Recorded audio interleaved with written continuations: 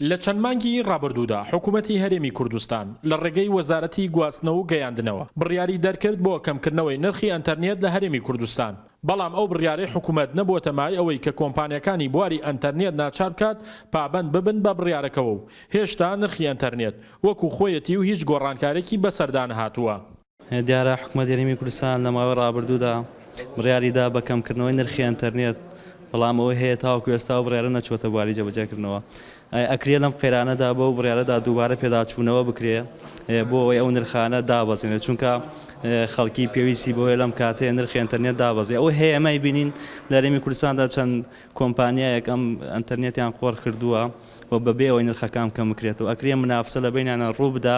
من وەکو بەکارهێنەرێکی هێڵی ئەنتەرنێت داوا ئەەکەم لە لایەنە پەیوەندیدارەکان لە وەزارەتی گواستنەوە کە بڕیارێک دەرکراوە بۆ کەمکردنەوەی نرخی هێڵی ئەنتەرنێت لە ناوچەی لەم سنوورە لە سنووری گەرمیان، بەڵام تا ئێستا ئەو بڕیارە نەچۆتە بواری جێبەجێکردنەوە. نازانم ئیدارەی ناوچەکە کەم تەرخە من لە جێبەجێکردنی تۆڕی ئەنتەرنێت یەکێکە لەو خزمەتگوزاریانەی کە ئەمڕۆ لە هەرێمی کوردستان زۆرترین خەڵکی بەخۆ سەرقاڵ کردووە. لەم ڕێگەیشەوە هاوڵاتیانی ڕاکێشاوەتە نێوجیهانی تۆڕە کۆمەڵایەتەکان و چەندین کاری تر کە لە ڕێگەی ئەنتەرنێتەوە ئەنجامیەدەن. ڕۆژنامەنووسێکیش دەڵێت لە ئێستای کوردستان ئەنتەرنێت هاوشێوەی خۆراک و پێداویستەکانی تر بووەتە بابەتێکی گرنگ لای خەڵکو و هەر بۆیە دەڵێت حکوومەت چۆن هەوڵ ئەدات نرخی شمەک و کاڵا و خۆراک دابەزێنێت لە بازار پێویستە بەو جۆرەش مامەڵە لەگەڵ نرخی ئەنتەرنێتدا بکات.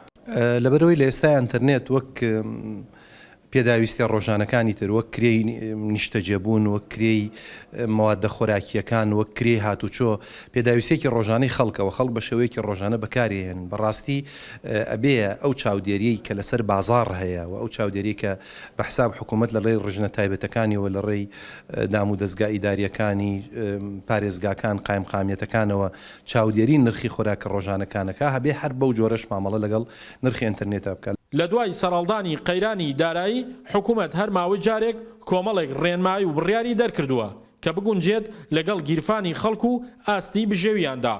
بەڵام ئەوەی بەدیەکرێت ئەو بڕیار و ڕاستپاردانەی حکوومەت لە ئەرزی واقعدا زۆر بەکەمی دەچنە بواری جێبەجێکردنەوە. ئەمەش بووەتە مای نیگەرانی لە لای خەڵکی. شاخەوان محەممەد، کورسات نیوز، کەلار.